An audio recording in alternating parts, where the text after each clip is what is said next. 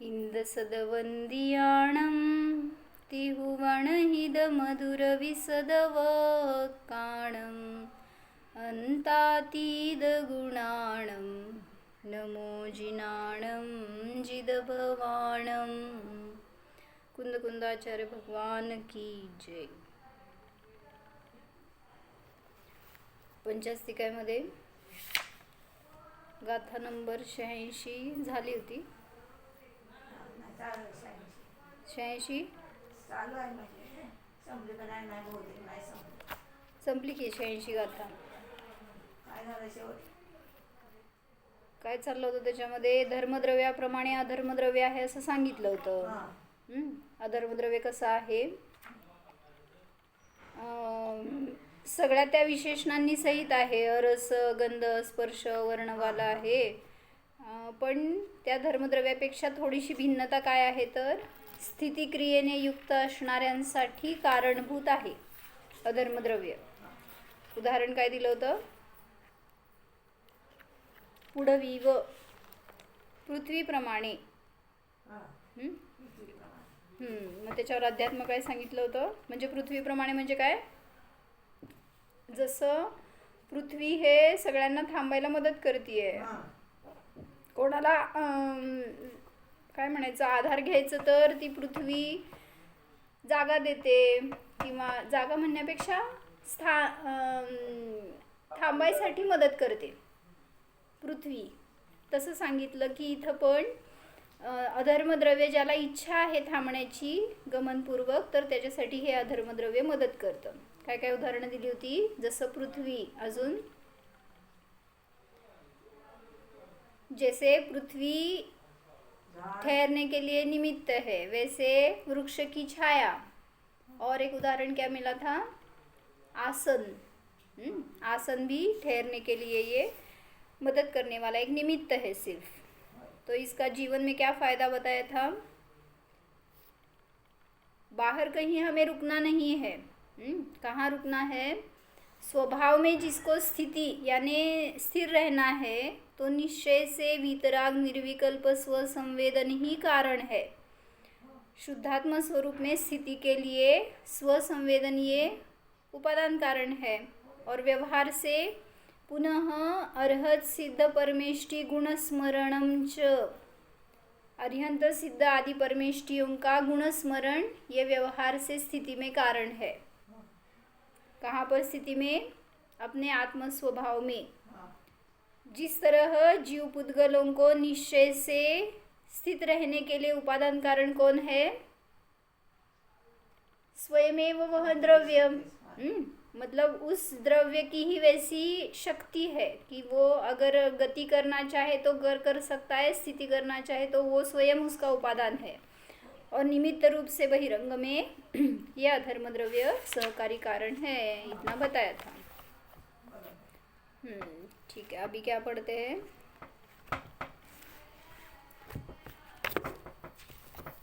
87 number की गाथा है, उसमें बता रहे हैं ये निश्चय का और व्यवहार का कथन क्यों समझ लेना, क्यों उसमें ये नए की विवक्षा क्यों बताई जाती है?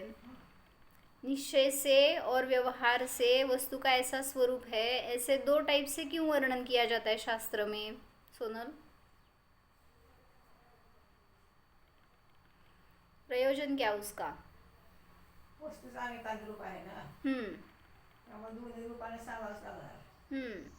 वस्तु अनेकांतात्मक है, तो सभी एंगल से वस्तु को समझने के लिए ये दोनों नयों का कथन अनिवार्य है.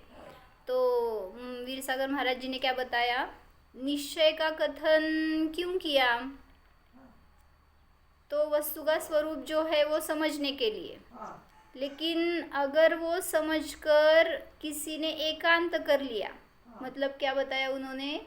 हाँ, निश्चयाभासी हो गए. मतलब जैसे द्रव्य दृष्टि से शुद्ध है, वैसे ही पर्याय दृष्टि से भी मैं शुद्ध हूँ, ऐसा अगर किसी ने आग्रह किया तो उसको व्यवहारने से भी बताना पड़ा कि पर्याय में अभी अशुद्धि है, पर्याय में राग द्वेष मोह है, तो उसका अभाव करके शुद्ध अवस्था प्रकट हो सकती है. ऐसा दोनों व्यू से बताने के लिए इन नए का व्याख्यान किया जाता है. तो हमें उसका अवलंबन क्यों लेना चाहिए? तो न निश्चय का एकांत हो, न व्यवहार का एकांत हो, और सभी एंगल से वस्तु कैसी है ये समझने के लिए आगम भाषा और अध्यात्म भाषा बोलो, द्रव्यार्थिक ने या पर्यार्थिक ने बोलो, या निश्चय ने और व्यवहार ने का कथन किया जाता है।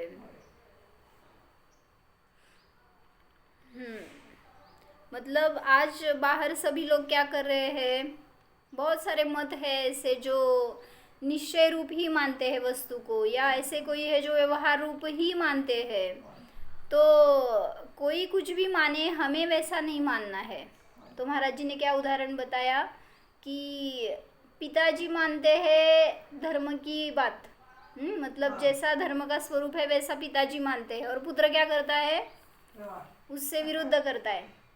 मतलब उसको ऐसे बहुत सारे फैमिलीज देखे होंगे आपने भी कि जहाँ पर माता पिता धार्मिक रहते हैं और पुत्र भोगी रहता है, या पुत्र धार्मिक रहता है और माता पिता भोगी रहते हैं। ऐसे मैंने एक फैमिली देखी है, उसमें उनकी जो बहू है ना, वो बहू समझाती है सास को कि आप क्लब में मत जाओ, आप ऐसे बाहर का जो खाना खाते बार बार वैसा मत खाओ। उनको तो बहुत शारीरिक बीमारी है, जो सास है उनको, और बिल्कुल अधू हो गए हैं अभी, फिर भी इतनी भोग की आकांक्षा है, कभी भी रात में जाना बाहर, कुछ होटलिंग करना या बाहर कहीं क्लब में जाना, पार्टीज अटेंड करना, इतने भोगों के संस्कार है।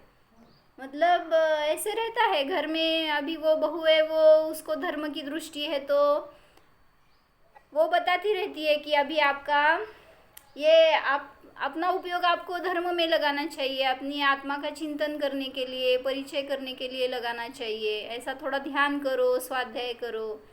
मैं भी उनसे मिली और मैंने भी उनको बताया ऐसे कि थोड़ा बहुत पढ़ लिया करो, फिर उससे उपयोग लगाने के लिए भगवान का स्मरण करो, स्वयं का अनुभव करो। तो वहाँ पर उनको अच्छा लगा उपदेश, लेकिन फिर भी वैसे ही रहते वो, ऐसे बताया। मतलब मुझे क्या बताना था इस पर से कि माता पिता धार्मिक है इसलिए पुत्र धार्मिक ही होना चाहिए, ऐसा नहीं है। हो भी सकता है, नहीं ऐसे नहीं है। और पुत्र धार्मिक है इसलिए माता पिता भी वैसे हो, ऐसा नेसेसरी नहीं है। तो उदाहरण दिया था महाराज जी ने कि आदिनाथ भगवान कैसे थे और मरीचि कैसा था। भरत चक्रवर्ती और उसका पुत्र ये। भरत चक्रवर्ती गए मोक्ष और मरीचि गया नरक। क्यों नहीं लेके गए साथ में? मतलब अन्य बहुत सारे मतांतरों की स्थापना की उसने और भटक रहा था। मरीचि कोणाचा पोरगा? आदिनाथांचा पुत्र भरत। भरताचा पुत्र हाँ, तो म्हणजे आदिनाथांचा नातू म्हणतो ना। हाँ, तो वहाँ पे क्या बताया उन्होंने कि वो आदिनाथ भगवान भी उसको नहीं ले जा सके। आदिनाथ भगवान की दृष्टि समीचीन और मरीचि की दृष्टि विपरीत। मतलब ऐसा नहीं है कि मुझे अच्छा ज्ञान है इसलिए सबको ऐसा हो घर में। तो इसलिए वहाँ पर बहुत अच्छे से एक उदाहरण दिया माता महाराज जी ने कि अगर माता को पूरणपोळी आती है तो बेटी को बहू को आनी ही चाहिए, ऐसे नहीं है। बेटी को आती है तो सास को आनी चाहिए, ऐसे नहीं है। माँ को आनी चाहिए, ऐसे नहीं है। हमें आता है तो हम बनाओ, खुद शुद्ध बना के खाओ, खिलाओ, बस। इससे ज़्यादा आप क्या कर सकते हैं? मतलब आपको शुद्ध का अनुभव करना है, उसका सेवन करना है तो स्वयं का अनुभव करो। मार्गदर्शन करना अपने हाथ में है, लेकिन ज़बरदस्ती किसी को वो अनुभव दिला नहीं सकते, हम स्वसंवेदन करा नहीं सकते। इसलिए क्या करो, अभी स्वार्थ, कल हमने देखा था ना, क्या करना है? स्वार्थ करना है, स्व अर्थ को पूरा करना है। यहाँ पर धर्म की दृष्टि में स्वार्थी बनो, मतलब अपने अर्थ की प्राप्ति करने के लिए जो भी क्रिया करते हैं, जो भी प्रसंग है संसार में, उसमें से स्व अर्थ उसकी खोज करो और उसको प्राप्त करो। चलो, ये किस लिए देखा हमने? अज्ञानीचा स्वार्थ वेगळा असतो, ज्ञानीचा स्वार्थ वेगळा असतो। अज्ञानी स्वार्थी क्यों बनता है? हाँ, भोग की पीछे उसको दृष्टि रहती है, या किसी पर से दूर होना है तो किसी को ना मिले ऐसी दृष्टि रहती है, इसको वहाँ पर स्वार्थ बोलते हैं, अज्ञानी के बारे में या भोगी के बारे में। और यहाँ पर ज्ञानी जीव क्या करता है, स्वार्थ यानी स्वयं के अर्थ का भोग लेता है। मतलब जो अपना शुद्ध आत्मा है, सभी घटनाओं में वो स्व अर्थ का ही ज्ञान करता है, स्वाद लेता है। तो ये किस लिए देखा हमने, निश्चय और व्यवहार का सुमेल अगर हो तो वहाँ पर जिनवाणी का कथन अच्छे से यथार्थ ग्रहण हो सकता है, जो वस्तु व्यवस्था है। हाँ हाँ हाँ, बराबर। वस्तु व्यवस्था अगर समझनी है तो दोनों नयों से समझनी होगी, अन्यथा सम्यक दर्शन की भी प्राप्ति नहीं हो सकती। तो मेरी ऐसी शक्ति है कि मैं स्वयं गमन के लिए उद्युक्त अगर होऊंगा तो गमन कर सकता हूँ। मुझे स्थित रहना है तो मैं स्वयं स्थित रह सकता हूँ, लेकिन बहिरंग में निमित्त अवश्य होता है। वो करता नहीं है लेकिन निमित्त होता है। तो इसलिए आगे बता रहे हैं, अगर निमित्त ना हो तो क्या होता है। मतलब शंकाकार ने ऐसा पूछा है वहाँ पर अगली गाथा में कि अगर आपकी स्वयं की योग्यता है गति की और स्थिति की तो करो ना स्वयं, क्यों चाहिए निमित्त आपको बाहर, उसकी क्या ज़रूरत है। ऐसा क्वेश्चन आपको नहीं आया होगा, आचार्य कोई आया, उन्होंने ही क्वेश्चन उठाकर आंसर भी दे दिया है। 87 नंबर की गाथा है, वहाँ बताते हैं धर्म अधर्म द्रव्य के सद्भाव की सिद्धि कर रहे हैं। किसी को ये सद्भाव उसका मान्य नहीं है। मतलब कोई ऐसे मानता है क्या कि अमूर्तिक है तो कहाँ है दिखाओ, मतलब ऐसे कोई धर्म अधर्म द्रव्य नहीं रहते, ऐसी किसी का मान्यता है तो उसको उसका अस्तित्व सिद्ध करके बता रहे हैं। धर्म द्रव्य अपने स्वरूप से है, अधर्म द्रव्य उसका भी पृथक लक्षण है, उसकी सत्ता है।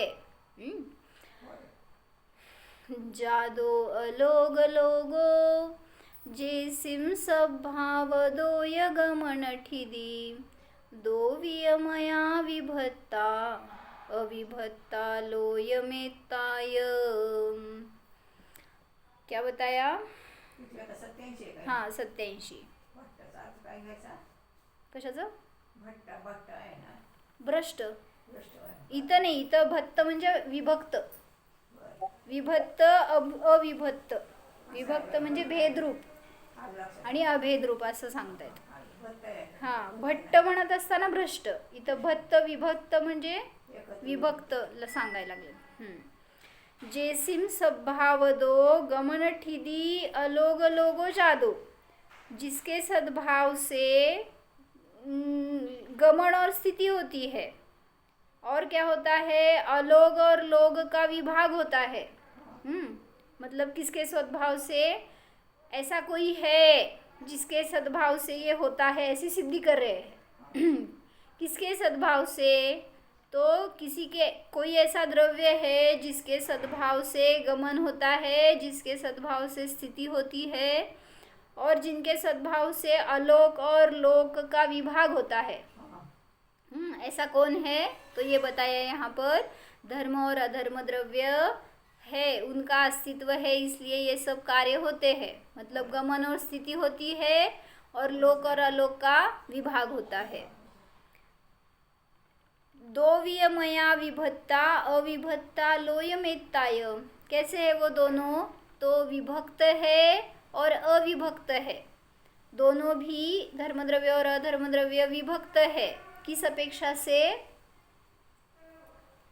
दोनों द्रव्य विभक्त है किस अपेक्षा से और अविभक्त है किस अपेक्षा से, विभक्त है वो लक्षण से, बराबर, अपने गुण की अपेक्षा से अविभक्त है। हाँ, और परद्रव्य की अपेक्षा से विभक्त है। हाँ, नहीं अभी दोनों को बताना है, अविभक्त क्यों है और विभक्त क्यों है। एक द्रव्य में बताते टाइम पर ऐसा बता सकते हैं, एक द्रव्य में अब अगर विभक्त और अविभक्त है तो कैसे बताएंगे, संज्ञा लक्षण प्रयोजन से भेद है उनमें, द्रव्य गुण पर्याय में, एक ही द्रव्य में, धर्म द्रव्य में, तद्भाव, हाँ धर्म द्रव्य में भेद है, ऐसा अगर बताएंगे एक ही द्रव्य में तो द्रव्य गुण पर्याय की अपेक्षा से विभक्त है, संज्ञा लक्षण की अपेक्षा से। और अविभक्त है क्यों? तो आपने अभी बताया वैसे उनके गुणों की अपेक्षा से, उनके प्रदेश अभेद है इस अपेक्षा से, द्रव्य गुण पर्याय के। तो एक द्रव्य में ऐसा घटा सकते हैं, लेकिन अभी इन दोनों द्रव्यों की बात कर रहे हैं। हे पण सांगितलं तरी तुम्ही हम्म? स्पर्श गंध रही अविभक्त रूप निमित्ताच्या अपेक्षाने दोन्ही कशासाठी तरी कुठल्या तरी कार्याला निमित्त आहेत. नाही नाही, तसं नाही, त्यांचं प्रदेशाच्या अपेक्षेने, त्यात राहिलेत म्हणून अविभक्त. हाँ प्रदेशाच्या अपेक्षेने सांगतायत, प्रदेश की अपेक्षा से एकाच धर्म द्रव्य प्रदेशात और अधर्म द्रव्य एक ही प्रदेश पर है, इसलिए वो अविभक्त है। अविभक्त. उनको अलग अलग नहीं कर सकते, जितने स्थान पर धर्म द्रव्य है उतने ही स्थान पर अधर्म द्रव्य व्याप्त है। जैसे उदाहरण दिया है उन्होंने सिद्धों का, एक जगह पर, एक प्रदेश पर एक सिद्ध भी है और अनंत सिद्ध भी है, तो वो विभक्त भी है और अविभक्त भी है, ऐसा वहाँ पर बताया उन्होंने, उदाहरण देखेंगे हम आगे। तो यहाँ पे बताया क्या, धर्म द्रव्य और अधर्म द्रव्य एक अपेक्षा से विभक्त है और एक अपेक्षा से अविभक्त है। और कैसा है तो लोयमेत्ताय, लोक प्रमाण है, लोक मात्र है। कितना है लोक मात्र? लोक कितना है? लोक कितना है? कितने लोक है नहीं, कितना लोक है? प्रदेशी असंख्यात प्रदेशी है। एक लोक है. हाँ. तो ऐसे ही धर्म द्रव्य भी असंख्यात प्रदेशी है और अधर्म द्रव्य भी असंख्यात प्रदेशी है, ऐसा यहाँ पर बता रहे हैं। अधर्म द्रव्य में हमने ये भी देखा था शायद, क्या 3 दोष देखे थे ना, 3 दोष देखे थे ना।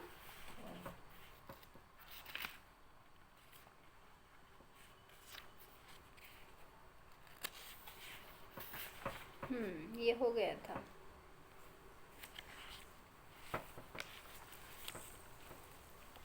कौन से 3 दोष? नहीं, 3 दोष नहीं आते, कौन से? अव्याप्ति, अतिव्याप्ति, असंभव दोष नहीं आते। किस अपेक्षा से ये बताया था लास्ट क्लास में। तो अभी दोनों का अस्तित्व निर्दोष है, लेकिन अस्तित्व है उसकी सिद्धि यहाँ पर हेतु देकर बता रहे हैं इस गाथा में। धर्म अधर्म सद्भावे हेतु उपन्यास अयम, धर्म अधर्म द्रव्य के सद्भाव में यह हेतु का कथन है इस गाथा में, इस टीका में। उनके सद्भाव को सिद्ध कर रहे हैं, जैसे जीव का सद्भाव है, क्यों बताओ, हेतु बताओ। जीव, यह मैं जीव हूँ, क्यों? क्योंकि जान रहा हूँ, ज्ञान दर्शन स्वरूप अस्तित्व है। अभी बताओ धर्म द्रव्य है, क्यों? जीव पुद्गल की गति दिखाई देती है। गति है तो दिखाई देता है। गति, और धर्म द्रव्य के लिए गति हेतु है, और अधर्म द्रव्य में, अधर्म द्रव्य के लिए, सिद्धि के लिए स्थिति का हेतु है। तो ऐसे दोनों को, ये बहिरंग हो गया, अंतरंग उसका हेतु बताओ। हाँ, अस्तित्व उनका है इसलिए है वो, जैसे जीव है, इसमें भी क्यों है जीव, तो उसका अस्तित्व है इसलिए, पहले ये हेतु। वैसे ही धर्म अधर्म द्रव्य सहा सामान्य गुण लावता येतील ना।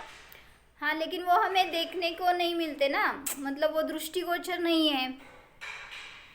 धर्म द्रव्य अधर्म द्रव्य, अभी जीव द्रव्य है वो भी अदृश्य है, अमूर्तिक है, लेकिन फील कर सकते हैं, इसलिए वहाँ पर है की सिद्धि कर सकते हैं। लेकिन धर्म द्रव्य है ये कैसे सिद्ध करेंगे, तो उसको कुछ तो हेतु बताना पड़ेगा ना, तो इसलिए बाहर निमित्त का अवलंबन लेकर उसकी सिद्धि कर रहे हैं। धर्म द्रव्य जीव पुद्गल की गति में कारण दिख रहा है, और अधर्म द्रव्य स्थिति में कारण दिख रहा है, इसलिए उनका अस्तित्व है, ऐसा बता रहे। पढ़ती हूँ, अलग हेतु दिया है यहाँ पर। धर्म अधर्मौ विद्येते लोक अलोक विभाग अन्यथा अनुपपत्ते है। धर्म अधर्म द्रव्य है, विद्यमान है, आगे हेतु दिया, लोक अलोक विभाग अन्यथा घटित नहीं हो सकने से। क्या बताया? लोक ते पण काय घेतलं ना, हाँ लोक ते हाँ लोक म्हणजे काय पाहणे ते वेगळं झालं. होय. पाहणे झालं लोक नाही, सिद्ध अवलोकन. लोकाकाशामध्ये स्थित आहेत, आलोकाकाशामध्ये नाहीत, म्हणजे धर्मद्रव्य तिथपर्यंतच आहे हे सिद्ध होत. नाही त्यांना काय सांगायचंय, धर्मद्रव्य का आहेत तर सांगितलं, त्यांनी सांगितलं की लोक आणि अलोकाचा विभाग अन्यथा घटित होत नसल्यामुळे. काय सांगितलं समोर? मराठी समजतंय ना? कुठले होय? काय करतात तिकडं? फिजियोथेरेपिस्ट है। ओके, क्या कथन चल रहा है हमारा? लोक पता है कैसे रहता है? लोकाकाश काय नॉलेज आहे? धर्म शास्त्राबद्दल काय नॉलेज आहे? 3 लोक काय माहिती आहेत? असं कसं? लोकाकाश और अलोकाकाश, ऐसे 2 भेद है उसमें।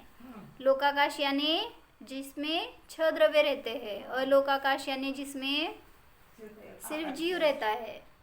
हो म्हणती बिचारी। हाँ? अलोकाकाश में कौन रहते? सिर्फ आकाश द्रव्य है। बोर्ड मांडायला म्हणजे आता जाऊ दे, वेळ जाईल। तो लोक और लोक किसे कहते हैं? बोलो, लोकाकाश किसे कहते हैं?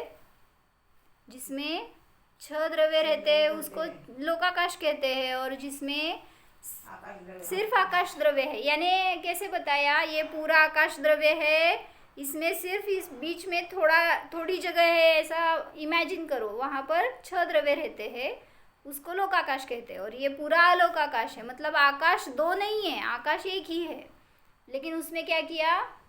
इतने समझ 2 भेद क्या किए? क्यों किए? अपेक्षा से। जैसे अभी ये फलटन क्या अकलूज है, तो आपका घर अकलूज में है क्या अकलूज से बाहर है? मतलब बाहर का भी अकलूज है और आपका घर भी अकलूज है, बराबर है? तो क्षेत्र तो एक ही है, तो आपके घर को ही अकलूज क्यों नहीं बताया आपने?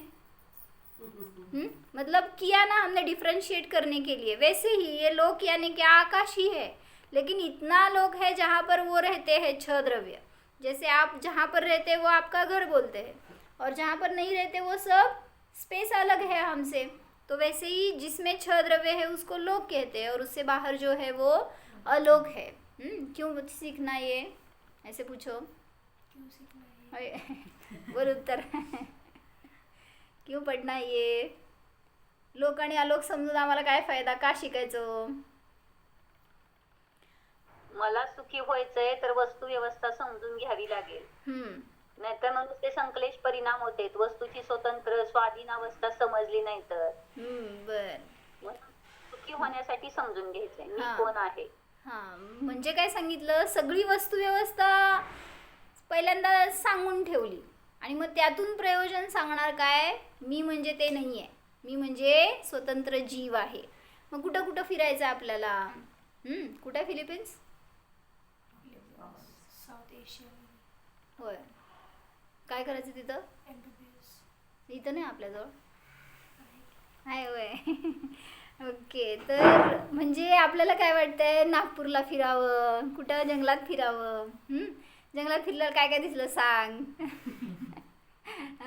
म्हणलं ना, स्पर्श रस गंध वर्ण सोडून काय दिसलं अजून दुसरं? तिथं काय हवं तुमच्याकडं? हे जे पुद्गल आहे ना, फक्त रंग वेगळा असेल, त्याचा आकार वेगळा असेल, त्याचं रूप वेगळं असेल, इतकंच। काय डिफरन्स आहे? नाही तरी झाड पान फुलं सगळं सेम आहे ना, काहीतरी वेगळे कलर्स असणार, वेगळं काहीतरी क्लायमेट असणार, बस। ते बघायची आपल्याला इच्छा, ते फिरायसाठी त्यासाठी जाणार आपण।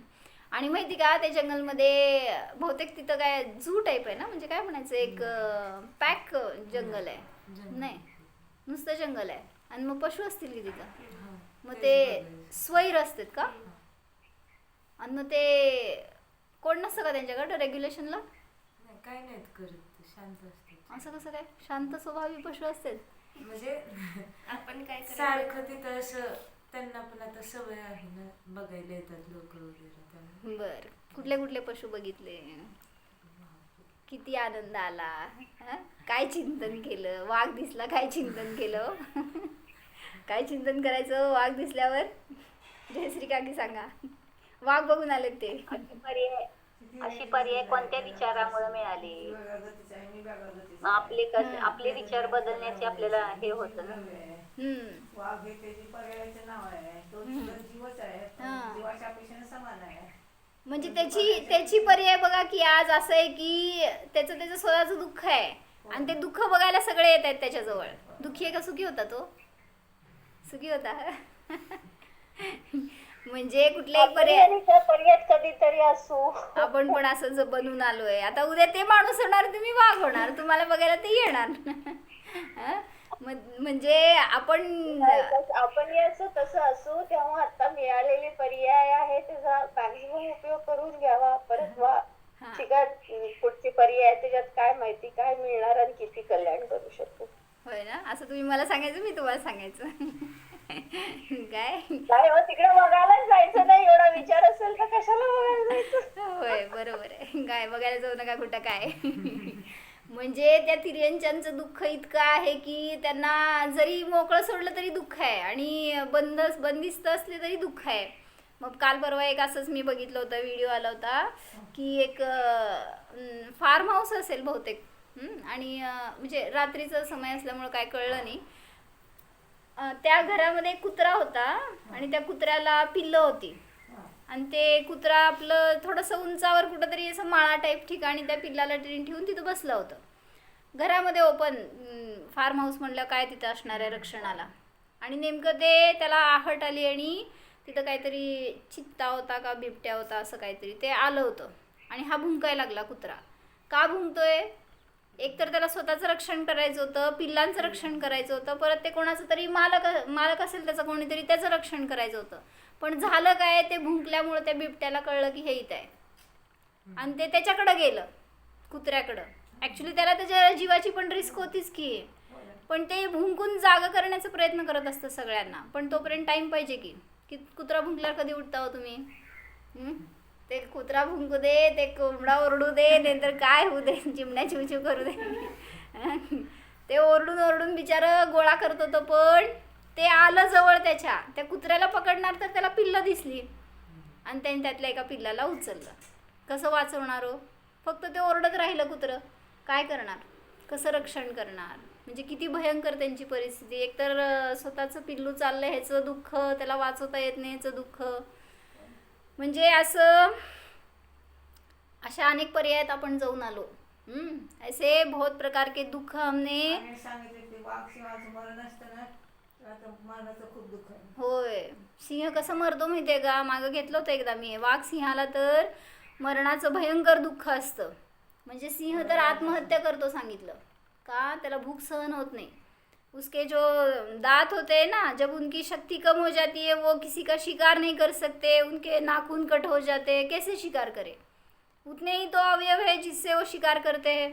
अगर उन दांतों का शार्पनेस कम हो गया और नाखून कट गया भी, तो जब वो वृद्ध हो जाते हैं, कैसे खाएंगे, कैसे किसको पकड़ेंगे, क्या करेंगे?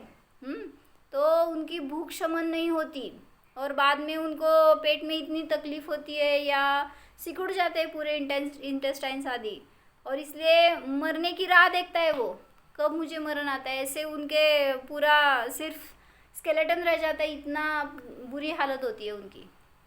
मतलब अभी लगता है कि उसका वो बहुत रॉयल है, वो बहुत शूर है, कुछ ऐसे उसको बहुत ताकत है सिंह में. लेकिन लाइफ टाइम में ठीक है, जब लाइफ का एंड होता है ना, तो उनके जैसा दर्द किसी को नहीं है. फिर वो ज़मीन में गाड़ लेता है स्वयं को, ऐसे भी सोता है, मरता है. क्या उसको मरना है तो मरे तो कैसे? या माणसाला तर कला आहे तुमच्याकडं काय फासाला लपटून घेणार, विष पिणार, ते काय करणार पशु? त्यांना जर खायला मिळालं नाही तर ते काय ना काय करून मरण्याचा प्रयत्न करतात. सिंह तर असं सांगितलं त्यांनी आणि असं दाखवलं त्याच्यामध्ये की त्यांचे सापळे पडलेले असतात, इतकं शरीर कृश होऊन जातं पण मरण येत नाही. म्हणजे किती भयंकर वेदना. म्हणजे जेवढं आयुष्यभर इतर प्राण्यांना मारलं त्याचं फळ. झालं तर चालत नाही. हं? भूक लागल्यावर 5 मिनिटं उशीर झाला तर भूक लागल्यावर 5 मिनिटं उशीर झालं चालत नाही म्हण बरं का. म्हणजे आपल्याला त्याला कसं होत असणार. आणि असं अनेक पशूंचे आपल्याला दिसतंय, पण कुत्रा मांजर यांना काय मिळतंय हो रोज खायला प्यायला वेळेवर टाईमवर. चला 12 वाजले जेवायला, संध्याकाळी 6 वाजले जेवायला, चला कोण देत आहे. पाण्यासाठी सुद्धा बिचारे किती तडफडत असणार आहेत. मग भटकावं लागतंय. कोण दिलं तर दिलं, नाही तर शोधतात. परत ते मिळाल्यावर अजून दुसऱ्यापासून रक्षण करायचं त्याचं. आपल्याला खायला मिळावं, आपल्या पशु पिल्लांना परत द्यायचं. किती परेशानी त्यांना. आपलं सगळं टाईम टू टाईम का आहे. ह्याला म्हणायचं पुण्य, ह्याला म्हणायचं दुर्लभता, ह्याला म्हणायचं धर्माचं फळ.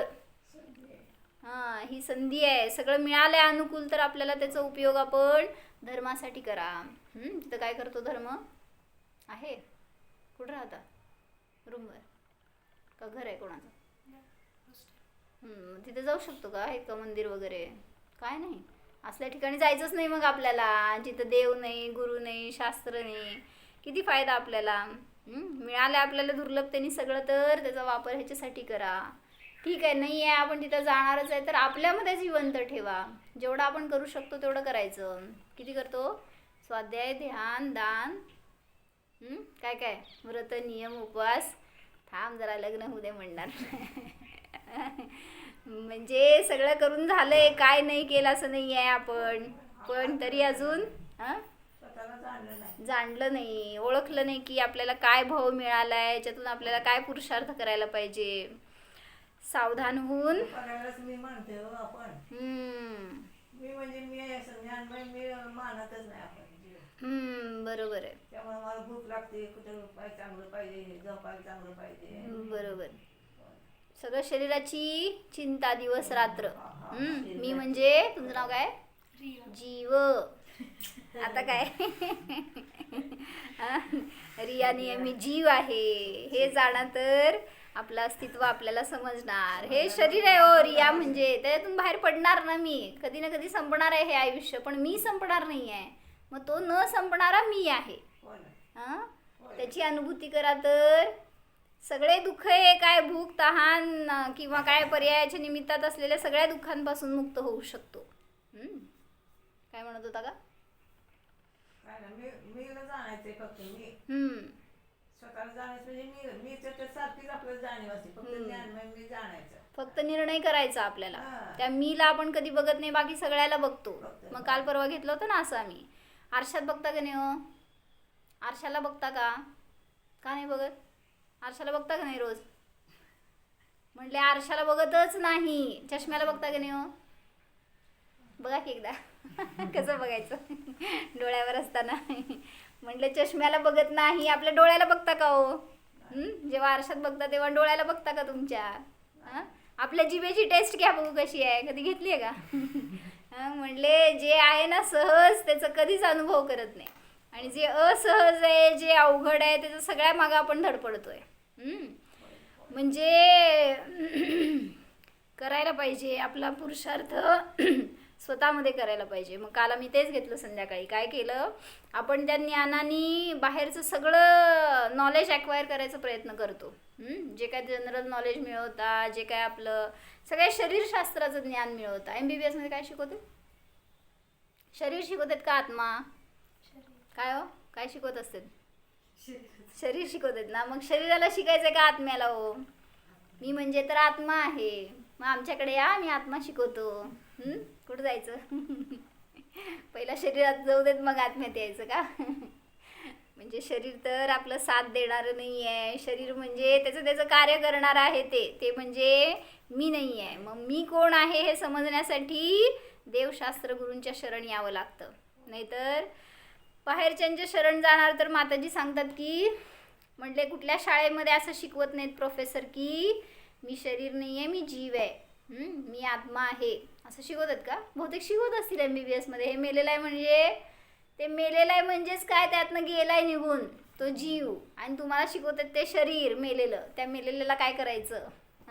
ॲक्च्युली ते त्यातनं जीव निघून गेल्यावर नाही, आत्तासुद्धा ते मृतच आहे. हे शरीर कसं आहे, जिवंत आहे का मृत आहे. शरीर कसं आहे मग का धरून बसलाय सोडा बघू. हा म्हणजे जीव राहतोय म्हणून जीव आहे तोपर्यंत असतो. हा काय ते म्हणलं जीव राहतोय ना त्यात अजून. हा म्हणून त्याला आणि ते वाटतंय, शरीर आहे. तुम्हाला वाटतंय म्हणून की ते जिवंत आहे. काय वाटते, होय. हा पण ते शरीर कसं आहे हो, वेगवेगळंच आहे. मेलेलंच आहे. त्याच्यामध्ये चेतना कधीच येत नाही, कधी जात नाही त्याच्यामध्ये कुठल्याही शरीरात जावा. परंतु आपल्याला दिसतंय ना हम्म प्रेताला कुठं सगळे असतात, इंद्रिय असतात, आहेत. शरीर असतात. हम्म जाते तर मग त्याला काय कळतं का? हम्म वेदना होत नाही. हम्म म्हणजे शरीराला वेदना म्हणून एकांनी सांगितलं की म्हणले डॉक्टरांना सगळ्यात पहिला वैराग्य व्हायला पाहिजे म्हणले. हा सगळे डॉक्टर दीक्षा घ्यायला पाहिजेत अशी अशी मिरसागा महाराजांसारखं. का? कारण माहिती आहे ना शरीराचं रूप इतकं भयंकर आहे. त्या शरीराचं नुसतं वरचं कातडी उचललं तर आम्ही नाही बघू शकणार, कारण आम्हाला कधी रोज बघून माहीत नाही आहे. पण तुम्हाला तर रोज बघायला मिळते म्हणल्यावर आता ते फॅमिलियर झालेलं असते पण ना. त्यामुळं काय ते विरक्त व्हायचा प्रश्नच नाही. आपल्याला जर दिसलं असं कोणाचं तरी विच्छिन्न झालेलं शरीर आहे तर बघवणार नाही, नको वाटेल. पण तुम्हाला तर ते छेदल्याशिवाय दाखवूच शकत नाहीत काय त्यात काय आणि काय नाही ते म्हटल्यावर असं ते काय म्हणायचं, दृष्टी जड झालेली असती हो. होय, बरोबर. तसं पाहताना जसं साधं ते झाडून मळून पडलं तर वैराग्य व्हायचं. कोणी मेलं म्हणून न्यूज कळाली तरी वैराग्य व्हायचं पूर्वी. ते काय म्हणायचं, वीज चमकली, कुठंतरी ढग विखरले, काही केस पांढरे झाले, असं वैराग्याचं कारण असायचं. आपल्याला तर काय नाही आहे का दिसत, ते सगळं दिसतंय पण त्यातून आपण जागृत होत नाही ना. त्यामुळे ते सगळं आपल्याला आता असं त्यातून त्यावेळेस व्हायला लागले सगळं, केस पांढरे. काय करतात? काळे करतात. हा म्हणजे का त्याच्या निमित्तात होत होतं वैराग्य सांगा. हा. तर जिथं आश्चर्य होतं ना तिथं बदल होऊ शकतो. आपल्याला आश्चर्य वाटत होतं ना की असं कसं काय अचानक मेला, समजा लहान वयामध्ये अटॅक आला आणि मेला, तर असं आश्चर्याने त्यांना वाटायचं की नको हे असला संसार, आणि त्यातून ते विरक्त व्हायचे. मग मी एक स्टोरी काल वाचली हो की आता वेळ संपली आहे तुमची, तुम्ही नंतर ऐका. त्याच्यामध्ये काय सांगितलं की सहस्त्ररश्मी नावाचा राजा होता. तुम्हाला सांगितली मी बहुतेक परवा एक दिवस, आपण काल वाचली. सांगा काय होतं, सहस्त्ररश्मीच होतं ना नाव. तर तो राजा, त्याच्याशी रावणाचं युद्ध झालं. म्हणजे तो बलशाली असतो चांगला. रावण चालला होता इंद्र नावाच्या राजाशी लढायला, आणि मध्ये एका ठिकाणी जिथं थांबला तर तिथं नदीवर स्नान करायला म्हणून तो गेला होता. आणि तिथं काय स्नान करत असताना भक्ती वगैरे करत असेल, नेमकं त्याच वेळी काय झालं, त्या नदीचा फ्लो जिथून येत होता ना, तर तिथं वरती हा सहस्त्ररश्मी राजा आपल्या राण्यांसह गेला होता क्रीडा करायला. आणि ते सगळे एकदम पाण्यात उतरले, तर पाण्याचा प्रवाह फ्लो वाढला आणि तो फ्लो रावणाकडे आला जोरात. आणि रावणाला राग आला, माझ्या भक्तीमध्ये कोणी विघ्न घातलं. आणि रावण म्हणाला कोण आहे, त्याला पकडून आणा आणि बंदी बनवा. आणि मग हे सगळे ह्याला काय माहित नाही सहस्त्ररश्मीला. आणि तो गेला तिथं कोणाकडं, रावणाचे सैनिक गेले सहस्त्ररश्मीला पकडायला. तर त्याला कळालं की हे कोणीतरी परशत्रू दिसतोय, असं परकीय आहेत हे म्हणून. तो लढायला तयार झाला. आणि मग रावणाला हे समजल्यावर रावण पण युद्धाला आला. आणि मग दोघांच्या मध्ये युद्ध झालं. फक्त दोघं जण लढले, ते सहस्त्ररश्मी आणि हा सहस्त्रगती होतं का काय नाव होतं ते, रश्मीच होतं का. आणि रावण, ह्या दोघांमध्ये युद्ध झालं. तर रावणाने त्याच्यावर प्रहार केला आणि तो प्रहार त्याला पेलवला नाही आणि तो मूर्छित झाला. त्या डोक्यातनं रक्त गळू लागला असं काय. आणि तर बंदी बनवलं त्याला. आणि मग बंदी बनवल्यावर हे कळालं कोणाला, त्या सहस्त्ररश्मीचे वडील असतात जितशत्रू. काय नाही, काय नाव होतं त्यांचं, जितशत्रू असं काहीतरी नाव होतं वाटतं. तर त्यांना कळालं ही न्यूज की सहस्त्ररश्मीला कोणीतरी मारलंय. आणि ते पिता मुनी होते बरं का, मुनी दीक्षा घेतली होती त्यांनी वैराग्य झाल्यावर. आणि ते आले या मुलाकडं संबोधन करायसाठी म्हणून. म्हणजे आपल्याला वाटेल मुनी झाल्यावर आता त्यांना कुठं मुलगा असं काय असतं, बाहेर जावा. तर त्यांना आपल्याला वाटेल की पिता, आता मुनी झाल्यावर कोण मुलगा असतो का आपला. पण त्यांनी असं विचार केला की ते तिथं आले आणि ते रावणाला संबोधन करतात.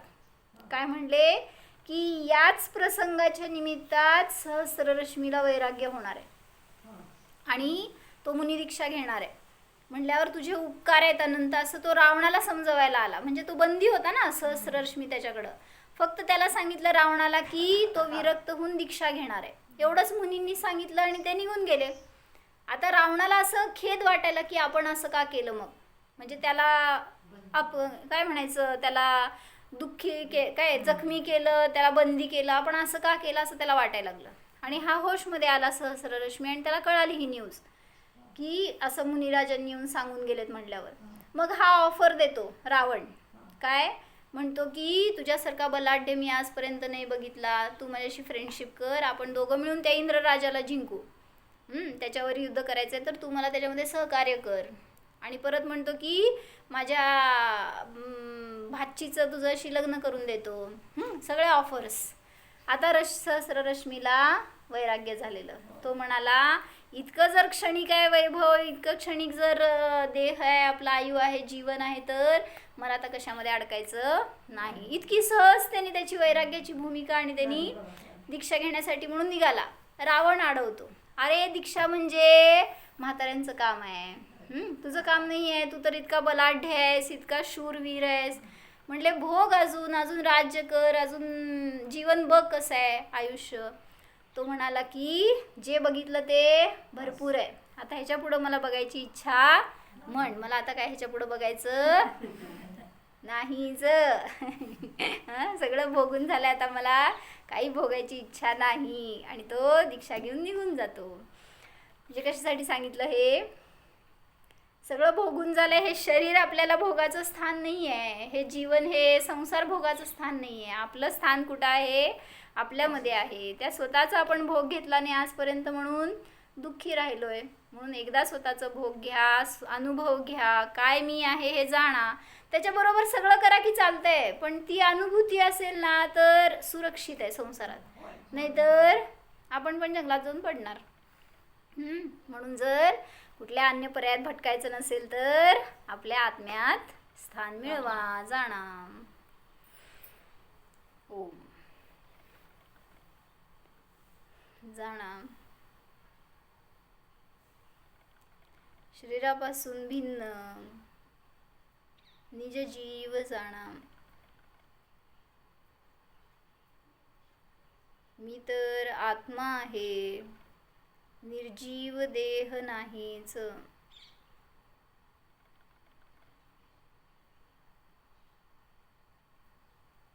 संसारापासून भिन्न, पर्यायापासून भिन्न, मोह राग द्वेषादी विभावापासून भिन्न स्वतःच्या शुद्ध आत्म्याला जाणा.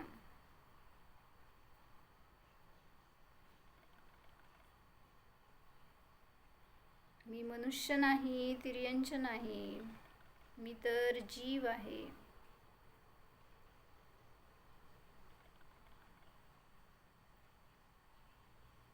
बाहेरचे घर हे माझे क्षेत्र नाही, मी तर स्वक्षेत्रामध्येच स्थित आहे, सुरक्षित आहे, जाणतोच आहे. न्यायक स्वरूपोऽहम्. ओम